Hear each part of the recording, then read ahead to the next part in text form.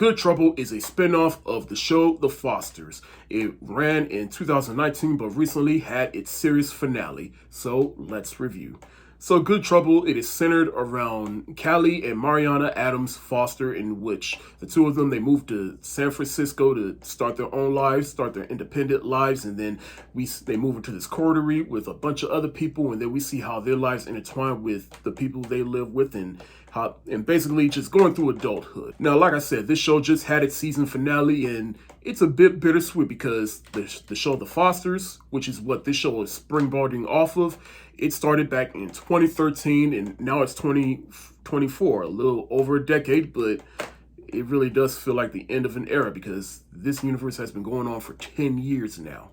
Now, granted, I also love the show The Fosters. It was one of my favorite shows on Freeform, formerly known as ABC Family.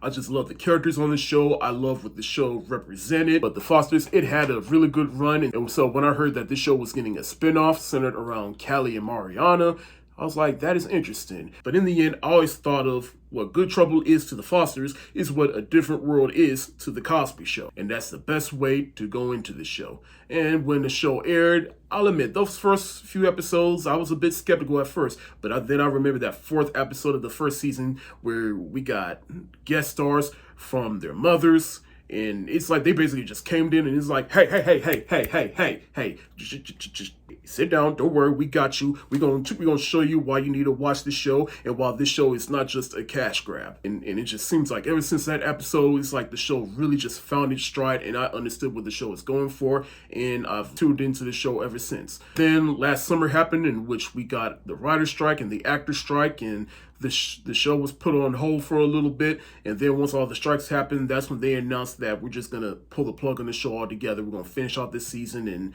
basically stir the show into the season finale, and sure enough, they did. And when I saw the finale, I thought, you know what? That was a pretty good finale and a pretty good send-off to this entire universe. But let's talk about all the characters. Of course, you got your two main characters, Callie and Mariana, played by Maya Mitchell and Sierra Ramirez. It's basically just two sisters, two adoptive sisters at that. But the two sisters, they're going out into the world together and trying to figure out who they are as people and trying to figure out how they want to contribute to the world, help society. But generally speaking, I say for Callie, I like where they kind of took her with all her relationships, and she's getting married to Jamie, who I guess we met in the Fosters. I don't know. At a point, I forgot that Jamie was a part of the family that her foster brother Brandon married into. Now, I'll admit all the lawyer stuff that she was doing on the show was a bit boring at times, or at least the pacing was a bit off, but generally speaking, I like what they did with Callie. Now, Mariana and all her relationship issues, that was a bit of a whirlwind, but I also like that, she was always kind of low-key smart on the Fosters, and so the fact of her working at a tech company, I thought that was a smart move on the writer's part. And I like how they address mental health through her story arc, because she definitely goes through a lot on this show, and she even went through a lot on the Fosters, and just everything that she has gone through in her life, I like that they address her mental health on this show, and while it is important. As for relationships, one of the dudes that she's caught in between, I'll get into in a little bit, but her relationship with Evan, it was typical on and off again, and then he lost his memory but then got it back, and she ultimately chose him. And while I'm not completely on board with it, but I'm just happy that she finally found some happiness and peace. Then there's Gael, who was also in a brief relationship with Callie, but he is also bisexual or gay. I don't know. It's like one minute he's with dudes and then the next moment he's with a girl and even knocks up a girl. But I think on the show he says he's gay, but then I don't know.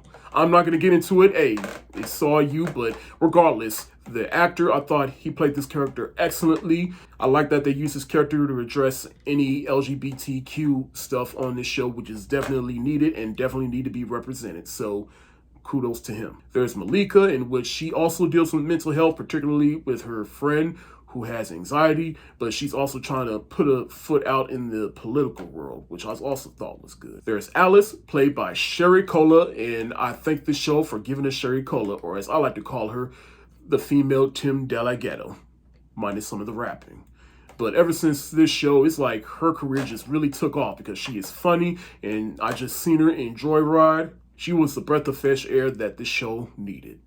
I also like everything between Davia and Dennis. I like that they ended up together, and let's be real, Dennis, he was in a bit of a rut at the beginning of the show, and then Davia, I love her transformation throughout the show, and now it's going to play that is going to hit the road. It's going to be in New York, and then he has his own restaurant, and I just love how the two of them, they came together. Luca was an illegal immigrant, but he was living out on the streets, and then the coterie accepted him, and now he's about to be part of a dance team, and he's working at the restaurant, but all his relationship troubles, probably the weakest part, but I am happy that he ended up with Ladle, mainly because I just like that actress. And then lastly, there is Joaquin. Now, everybody was cracking on his story arc between him trying to take down this cult that kidnapped his sister.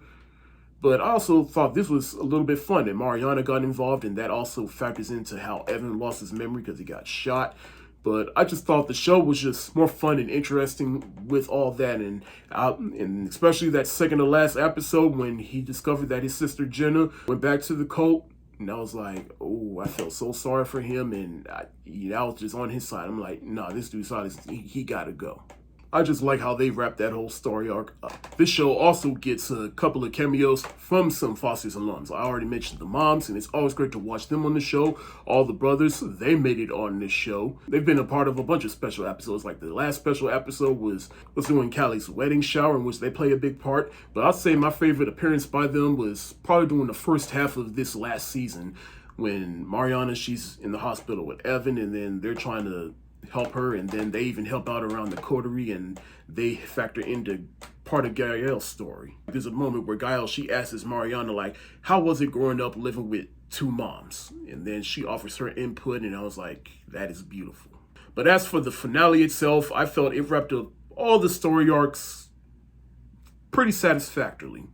And then I just love how, we get to say goodbye to all these characters, and then finally we say goodbye to the characters we were brought into the show with, which is Callie and Mariana, and then even shows a montage through all the years on the Fosters, and then all the years on this show, and it's just like, trying to hit me in the feels, aren't you? It was a beautiful send-off for this universe. I'm gonna give Good Trouble the heart eyes emoji.